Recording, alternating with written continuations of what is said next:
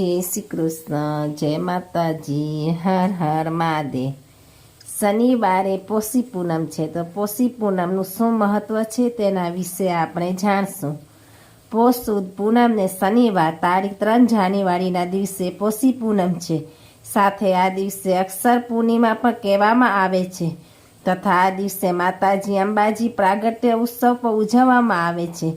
આ દિવસથી માઘ સ્નાનનો પ્રારંભ થાય છે। આ વર્ષે પોષી પૂનમના દિવસે ચંદ્ર પોતાનું સંપૂર્ણ અમૃતત્વ પૃથ્વી ઉપર વરસાવશે। આમ પોષી પૂનમનું મહત્વ અનેક પ્રકારે રહેલું છે। આ દિવસે અગાસીમાં બેસી રસોઈ કરવાનું મહત્વ છે।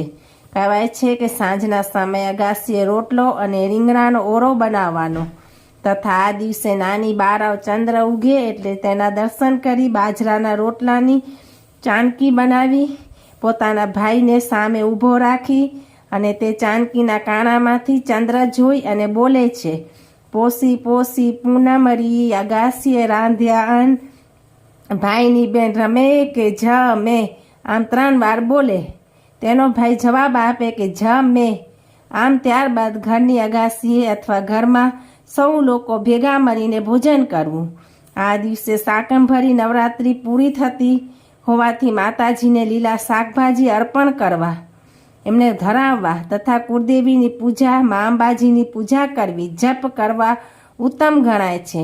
ઉપરાંત જે લોકોને જન્મકુંડળીમાં ચંદ્ર નબળો હોય, ચંદ્ર રાહુનો ગ્રહણ યોગ થતો હોય, શનિ ચંદ્રનો વિષ યોગ થતો હોય અથવા તો સ્વભાવ તેજ હોય અથવા તો વિદ્યાર્થીઓએ અભ્યાસમાં એકાગ્રતા લાવવા માટે સાંજના સમયે ચંદ્ર ઉદય થાય ત્યારે 1 વાટકામાં ચોખ્ખું સાકરવાળું પાણી ભરી તેમાં થોડું ગંગાજળ હોય તો તે પધરાવવું અને ચંદ્ર સામે ઊભું જોઈ ઓમ સોમાય નમ ના મંત્ર જાપ કરી ચંદ્રને અર્ધ્ય અર્પણ કરવું જોઈએ।